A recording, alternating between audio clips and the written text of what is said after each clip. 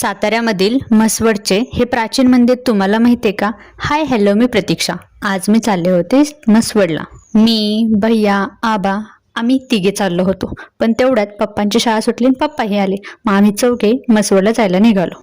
तिथे गेल्यानंतर आमचं पहिलं काम होतं हॉस्पिटलमध्ये जायचं. तिथे आम्ही गेलो. त्यानंतर गेलो सिद्धनाथ मंदिरामध्ये. हे मंदिर खूप प्राचीन आणि ऐतिहासिक मानलं जातं. या मंदिराचा परिसर खूप मोठा आहे. आतमध्ये आल्यानंतर पहिलं आपल्याला दर्शन होते ते म्हणजे हत्तीचे. इथे भक्तांनी जो आणलेला नारळ आहे तो इथे फोडला जातो. हत्ती म्हणजे शक्ती आणि समृद्धीचे प्रतीक मानलं जातं. त्याचबरोबर हत्तीला पाहिल्यानंतर आपल्या मनात सकारात्मक ऊर्जा निर्माण होते. त्यानंतर आपण आत येतो. मी पहिल्यांदा हत्तीचं दर्शन घेतलं तर तुम्ही डायरेक्ट थेट आतमध्ये पण येऊ शकता. सो मी ते आत आल्यानंतर इथे दर्शन घेतलं. मंदिरामध्ये आल्यानंतर एक पॉझिटिव्हिटी निर्माण होते आणि खरंच तिथं आल्यावरती खूप भारी वाटत होतं आणि भक्तांची गर्दीही होती तेवढी. पाठीमागे साईडला बघितलं तर तिकडे रांग लागली होती भक्तांची. काही लोकांचे हे कुलदैवत आहे.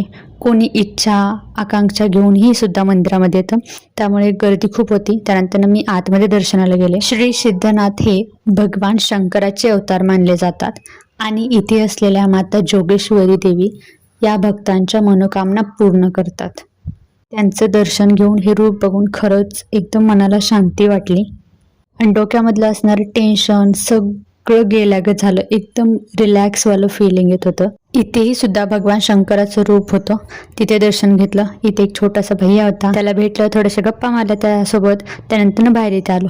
इथे तुम्हाला मी बोलले त्याप्रमाणे भक्त येऊन दर्शन घेतात. मंदिराच्या आतमध्येच असणारी काही दुकानं आहेत. तिथे थोड्या वेळ मी साहित्य बघितलं पाहिजे का ते. त्यानंतर आम्ही इथे फोटो काढला. मंदिरामध्ये आलोय आणि फोटो नाही काढला असं कधी होऊ शकत नाही. त्याचबरोबर इथे बाहेर आल्यानंतर बांगड्यांचं दुकान आहे. येस, कोणतीही महिला असेल मंदिरात आली आणि काही नाही घातलं असं कधी होऊ शकत नाही. तर इथे चुडे वगैरे सगळ्यांनी घातले. आणि आता महत्त्वाचं, सिद्धनाथ मंदिराच्या एकदम उजव्या साईडला एक दुकान आहे, जय हिंद फोटो फ्रेम आणि सातारी कंदी पेढे. इथे आम्हाला जशी हवी आम्हाला अशी चांगल्या क्वालिटीची घंटा भेटली. आम्ही एवढे दुकानं शोधले पण आम्हाला इथे चांगल्या प्रकारची घंटा भेटली. स्वतः आम्ही फायनली घंटा घेतली आणि घरी जायला निघालो.